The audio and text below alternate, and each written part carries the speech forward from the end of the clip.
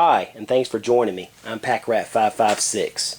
I wanted to take just a minute to give you a quick show and tell of one of my favorite field knives to carry when I'm out in the wilderness. Now, my purpose in making this video is not really to give you a full review of the knife. I'm going to give you a few details about it just in case you're not familiar with it. But my real purpose in making this is to show you the very simple and easy modifications that I've done to make this knife just a little bit more useful to me in my hobbies out in the wilderness. In case you don't recognize the knife, it is a Mora model clipper, and this is the 840 MG version of the knife. 840 notates that it has a carbon steel blade, and the MG represents military grade. And just by looking at the exterior of the knife with the olive drab scabbard and the black rubber handles, you can tell it does have a very militaristic look, which I really like, and I think sets it apart from a lot of the Mora knives, which have a lot more traditional look to them. So I really like that military grade look. Just to notate that there is another version of this knife, and it is a Clipper 860 MG. And the only difference between the two knives is this one has a polished stainless steel blade, which I purchased a stainless steel version too because I do a lot of saltwater fishing. And this obviously lends itself to being a little bit more corrosion resistant, using this for cleaning fish, for a bait knife, and just a general chores that you would associate with being on board or being on a fishing vessel. This knife is really better suited to that.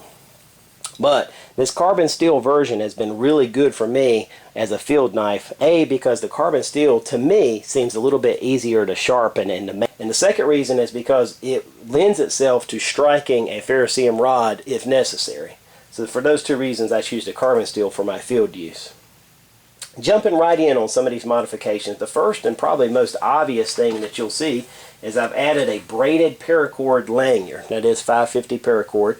I took about 3 foot of paracord and 3 different pieces and braided them together.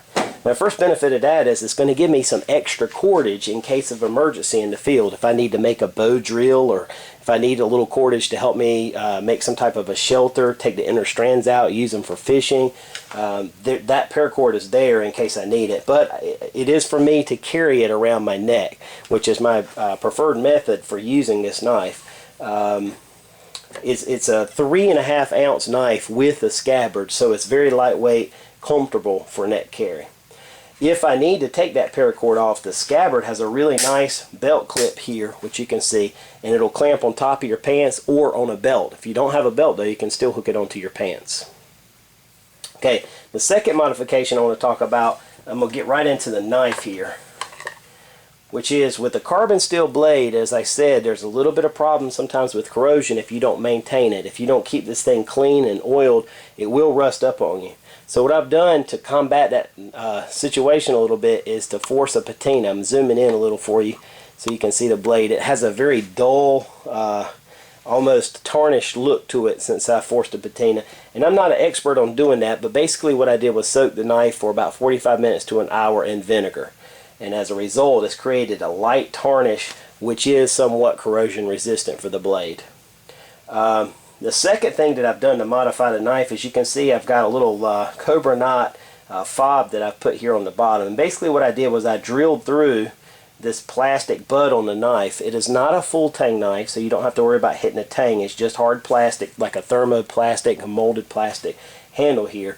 But I just started with a small bit and kind of worked my way up, made a pilot hole, and just kind of worked my way up from there until it was the right diameter to insert a piece of paracord. And then I just tied this little cobra knot fob, which you can see. I'm going to back out a little bit. Okay. Now, the reason I have that, A, is because it looks cool, simple. And sometimes when I'm carving with this knife, which is what I use it for a lot of times, and I'm really choking up on the knife here, my hand doesn't quite reach right in this area because it's kind of cut out. So this kind of fills that space and gives me just a little bit more of a secure grip. I'm going to hold it left-handed so you can see. It just gives me a little bit more secure grip. It fills my hand up a little bit more. And this knife is recommended to people with small hands, by the way. I have medium to large hands, so this just gives me a little bit better grip. That's why I put this up there.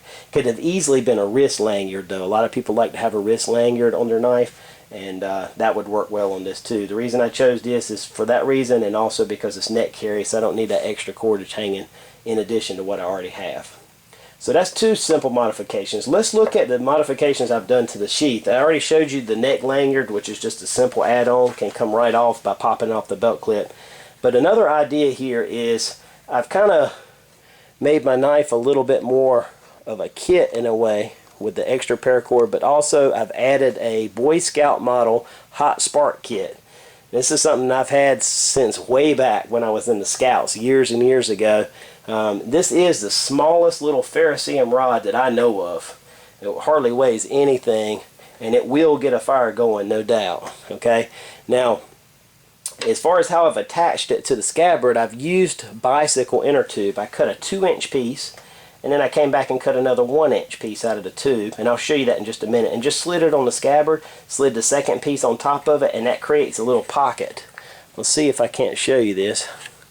I don't know how well that's going to show up, but it creates a little pocket here, and all I have to do is slide that little rod right down in there, and that makes a tight little hold for my ferrocerium rod. Now, the carbon steel blade will strike that ferrocerium rod, but because I have a pocket on the back as well, I just stuck the striker up there, and that'll keep me from having to put the wear and tear on my blade. But if needed, I can always use the blade to strike that ferrocerium rod. I'm not going to claim credit for that. There's a gentleman on here with a channel, and his name is Colhane. It's C-O-L-H-A-N-E, and I got the inner tube pocket idea from him. He actually attached a hot spark to his knife. He has a lot more elaborate setup than what I'm showing here, so if you're interested, check out his channel. He's got some great videos. Talking about the inner tube, just to show you, grab my scissors. Apologize for stepping in front of the camera there. I'm going to zoom out so you can see.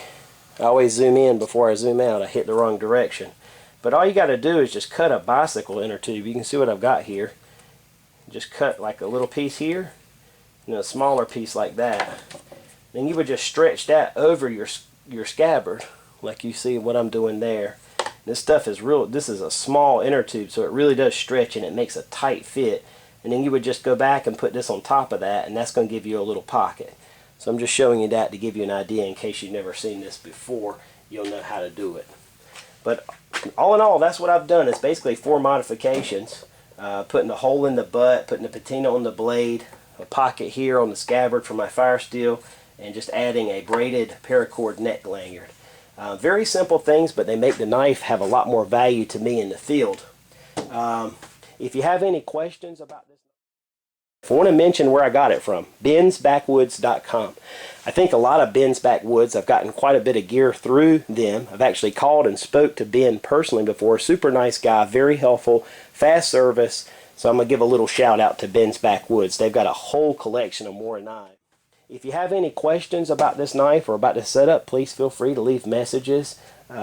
Maybe you have some ideas of your own, so feel free to make comments on that too, on how else this might be modified to be, like I said, a knife of more value in the field. I appreciate you guys' interest. I appreciate your support and comments, and I will look forward to hopefully talking to you again real soon. Take care.